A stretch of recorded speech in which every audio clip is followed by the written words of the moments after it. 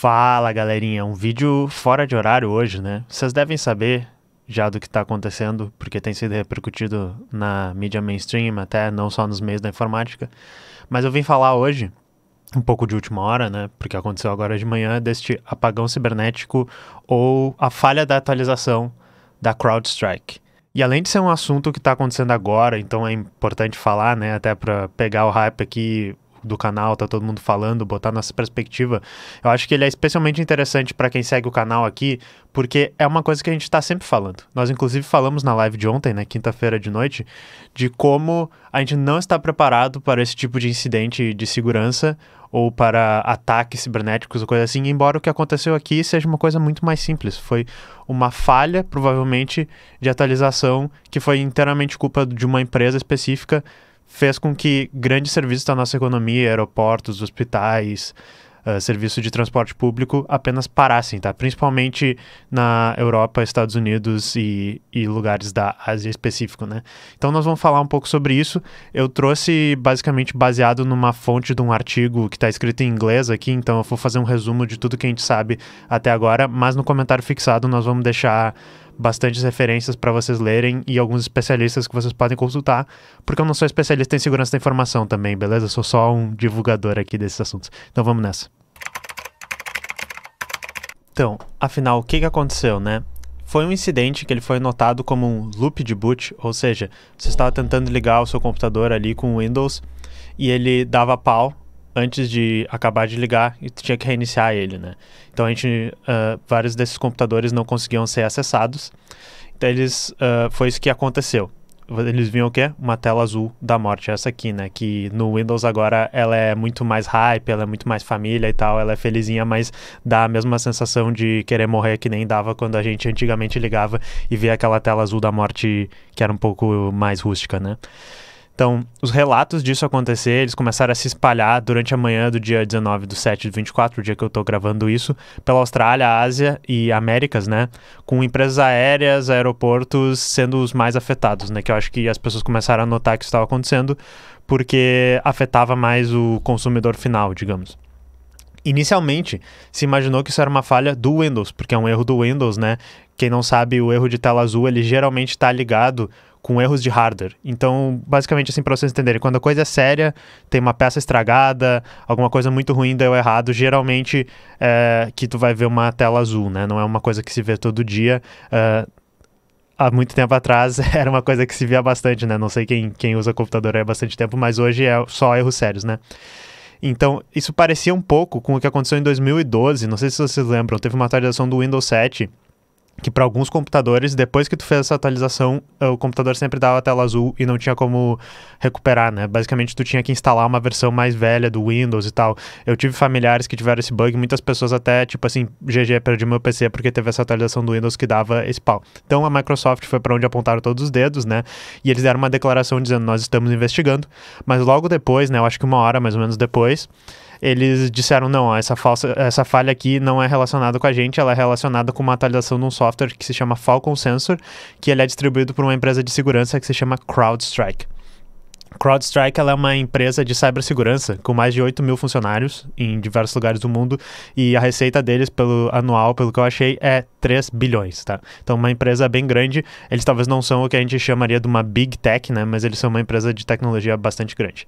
O Falcon Sensor, o que é? Ele é uma solução de segurança unificada, segundo a CrowdStrike, e a gente pode imaginar isso como sendo um antivírus, mas também fazendo várias outras tarefas de firewall e tal, só que o público deles é empresas, né? Então não é uma coisa que geralmente estaria instalado no teu computador Windows, ele é uma coisa que as empresas fazem um contrato lá e colocam nos seus terminais, seus desktop e tal. Por isso, vocês vão ver a tendência que teve de o que foi afetado por isso, né? Que foi basicamente setor de serviços. Então as empresas contratam isso para se proteger do quê? De malwares, né? Que seria o que a gente chama de vírus, invasões, ransomwares, que é uma coisa que é muito séria no mundo de hoje, né? Aqueles softwares que geralmente encriptam teus arquivos e te cobram ou tentam te extorcer, né, um dinheiro para que ele seja desencriptado. Pelo que o pessoal entende até agora, o que deu errado com esse Falcon Sensor. Foi uma atualização dele, né? Que durante o processo de boot, quando ele está carregando essa versão nova, ele estaria por algum motivo tendo uma incompatibilidade com os componentes do próprio sistema do Windows. Então eu já vi algumas pessoas dizendo, ele notava como se fossem softwares, né, impróprios, malwares, componentes do sistema do Windows, parava eles e o sistema não conseguia iniciar, mas o pessoal ainda não sabe direito e tal, que se seria algum tipo de falso positivo ou incompatibilidade, mas o resultado é o que? O Windows não dá boot, né? E daí o problema foi composto porque é comum que, principalmente no setor de serviços, se vocês estão imaginando assim, era aqueles terminais de tirar a passagem no aeroporto, né? Era dispositivos smart que estavam num hospital, que estavam em alguma loja lá. Esses geralmente não são coisas que tu mexe na mão todo dia, eles são coisas que têm as atualizações automáticas, principalmente se tu imaginar que é importantíssimo que uma atualização de segurança, né, do teu software de segurança que foi contratado, seja atualizado automaticamente, né? Então isso compôs o problema de uma maneira muito séria. E até agora não se trabalha com a hipótese de que isso tenha sido proposital, tenha sido um ataque cibernético. Vocês vão ver alguns mais biruleiros na internet dizendo assim, mas a China não foi afetada, querendo dizer assim, wink wink, né, pisca pisca, foi um ataque cibernético da China, mas não, pessoal, foi afetado todo mundo, foi afetado também partes da Ásia. Os lugares que não foram muito afetados, como por exemplo o próprio Brasil, é porque a gente não é grandes clientes dessa empresa CrowdStrike, porque ao que tudo indica, é que eles mandaram uma atualização super importante sem testar. Foi o método tio Paulo, né, da caixa. Isso aqui vai entrar em produção sem QA, sem teste, sem user story. Eu quero que esteja lá sem funcionar, mas rodando, né? Então parece que foi isso, o que é um pouco desesperador quando a gente imagina que essa era uma empresa que não só estava provendo serviço, estava provendo um serviço de segurança para outras empresas, né? Mas até agora é isso que a gente sabe. Já existe uma atualização, ou uma desatualização, né, um rollback que a gente chama, corrigindo o problema. Então, a solução que todo mundo está falando agora que é para se fazer é que vocês deletem um arquivo antigo que está lá dentro. Eu vou colocar aqui uma screenshot de como vocês fazem para deletar isso.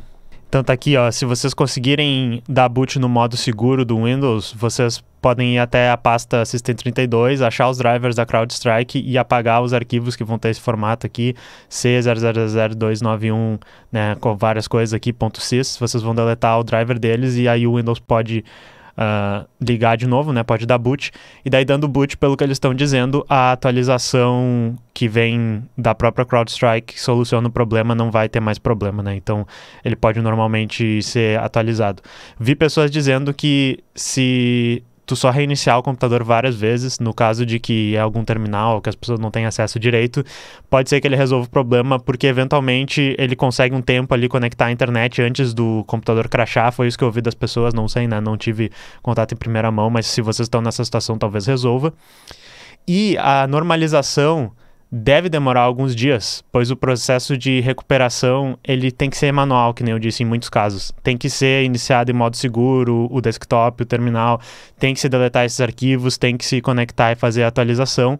E durante esse período, além da gente ter uma demora, né, nesses serviços, ter uma demora para voltar a esses serviços, nós podemos ter o quê? Muitos golpes, né?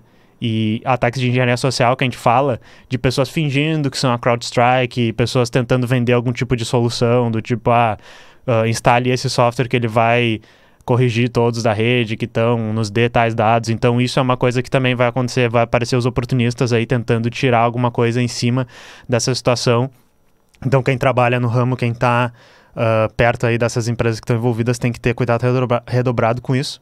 Que nem eu falei para vocês, eu peguei do artigo que eu estava usando aqui de base para explicar alguns dos serviços que foram afetados. Então foram linhas aéreas, né? Então aqui Delta, KLM, Lufthansa, Ryanair, aeroportos, instituições financeiras, incluindo Visa e esse Lloyds Bank, eu imagino que outros, a Bolsa, né, de Londres também, hospitais, organizações de mídia, tá dizendo aqui MTV, VH1, Sky, alguns canais da BBC. Acho que esse artigo que eu peguei tá focado muito no Reino Unido especificamente, né? Mas eu imagino que todo mundo deve ter casos assim. Corpos de instituições do esporte, companhias de trem. Então vocês podem ver que isso aqui basicamente foi uma coisa muito séria. Estão falando que seria o apagão mais sério que já aconteceu na área da TI. Eu me pergunto se é mesmo, mas eu vou acreditar no que estão dizendo. Eu me pergunto se é mesmo porque já aconteceu coisas muito ruins, né? Quando cai provedores de nuvem, esse tipo de coisa, quando dá problema nas tabelas de DNS. Mas eu acho que sim, esse é bastante sério. Parece também o caso do WannaCry, não sei se vocês lembram, quando daí sim um ransomware infectou várias partes, principalmente do Reino Unido e Europa, e também causou uma disrupção nos serviços assim. E daí, enfim, um abraço aos profissionais de TI que vão ter que fazer hora extra nesse final de semana, assim, péssima hora para acontecer, para resolver esse problema, basicamente isso. E daí, assim, para concluir, enfim, isso aqui eu nunca errei, não errei uma, estive sempre certo. Acho que não precisa ser um especialista em segurança para saber que esse tipo de coisa é extremamente fácil de acontecer. Às vezes a gente fica pensando até que é um milagre que não aconteça tanto. Nós estávamos falando na live ontem, daqui a pouco vai sair o corte sobre como vários especialistas de outros campos que não são TI, né, dentro das empresas dizem, não, um ataque cibernético não seria desastroso para o nosso negócio, quando a maioria dos especialistas de segurança, né, de TI das empresas dizem, olha, não, na realidade seria. Porque se a gente falar da internet, eu estou sempre dizendo aqui, ela é meio que segurada por fé do profissional de TI, palitinhos, guspe, né, borrachinhas. É extremamente fácil de que situações assim aconteçam, e mesmo que a sua empresa ela tenha boas práticas de segurança, ela se preocupe, de repente o outsource que tu fez de um campo específico para uma empresa de segurança pode acontecer uma falha dessas, né? No caso, isso teria sido uma falha humana, né? Alguém ali vai ser chamado para o RH, alguém também vai ter uma surpresinha aqui nessa sexta, o deploy que a gente fez lá deu errado, mas se vocês quiserem pensar assim, tá, qual é a dificuldade de alguém, né, algum governo, alguma instituição criminosa e tal, pegar e explorar esse tipo de fragilidade que tem na nossa infraestrutura para fazer um ataque real. Para quem gosta de Mr. Robot, né, o que eles fizeram na primeira temporada lá, aquele ataque às instituições financeiras, parece muito isso, só que isso aqui foi feito sem querer, que nem foi feito várias vezes na internet, né. Então sempre fica a reflexão aí pro pessoal. Por que a segurança está sempre em 10º plano nas empresas? Mesmo quando as empresas são uma empresa de segurança, né? Por que os métodos, por que a burocracia, aquela da organização interna que nos ajudaria nessas horas, ela não é levada a sério? A tese que a gente está sempre trazendo aqui no canal é que o código que move o mundo não é código seguro, funcionando para todos os casos, bem escrito, código que foi feito por desenvolvedor que não está tendo burnout. O código que move o mundo, que dá dinheiro e que logo é o código que vai aparecer no mundo, se expressar na maioria do código que existe no mundo, é o código que dá dinheiro, é o código que faz a rodinha do capitalismo subir, é o que ajuda a reproduzir o capital. Então quando a gente vê o vídeo lá do tio Paulo da Caixa dizendo aquela coisa de não, entrega de qualquer jeito, esquece o método, foda-se isso, a gente quer que esteja um botão lá em 15 dias e não importa se não tá funcionando direito.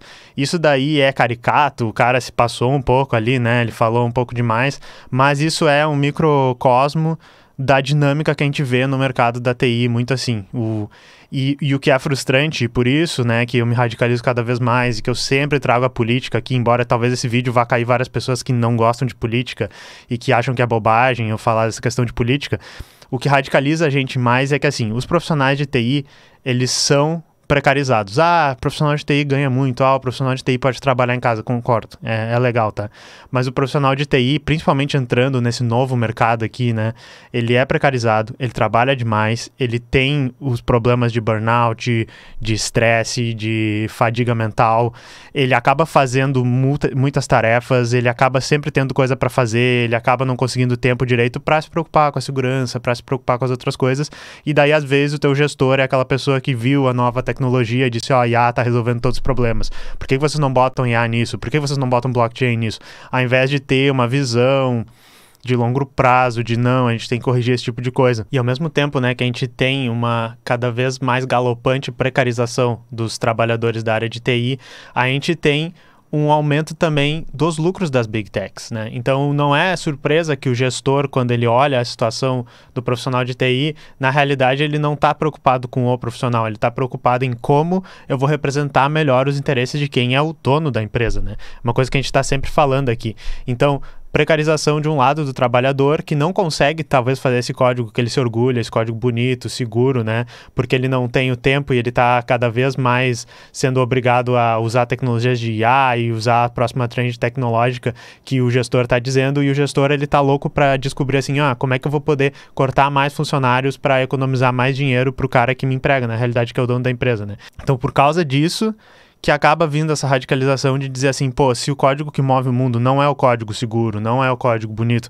não é o código que foi feito por desenvolvedores que estão eticamente ali trabalhando sem se matar, por que isso acontece, né? Por causa do sistema capitalista, por causa do modo de produção. Então, enfim, se vocês querem uma grande discussão maior sobre isso, temos aqui o canal Teclas inteiro. Bem-vindos, vocês estão no canal Teclas, né? Tecnologia e classe. Mas acho que sobre esse caso é isso. Mais uma demonstração do que a gente fica falando aqui dia sim e dia também. E, de novo, desejo sorte aos profissionais de TI que vão ter que fazer hora extra aí para resolver esse problema, e espero que as coisas se recuperem e fiquem bem.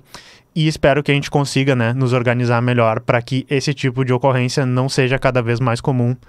Mas, enfim, a gente não é tão otimista quanto a isso aqui no canal, mas a gente é otimista de que a gente vá um dia conseguir superar isso, né? E a gente acha que tem umas maneiras aí que já foram pensadas aí de como a gente pode organizar melhor nosso modo de produção. Mas então é isso, espero que vocês tenham gostado desse vídeo diferente aqui, um Teclas Investiga, a gente poderia dizer, né, sobre isso que aconteceu hoje, foi gravado meio de última hora. Também vou deixar um agradecimento pro menino Pedro, que faz as thumbnails do canal, que já fez a thumbnail aqui desse vídeo com antecedência, porque a gente não estava planejando fazer, né? Mas é isso aí. Um beijo, um abraço, bebam água e façam a revolução. Valeu!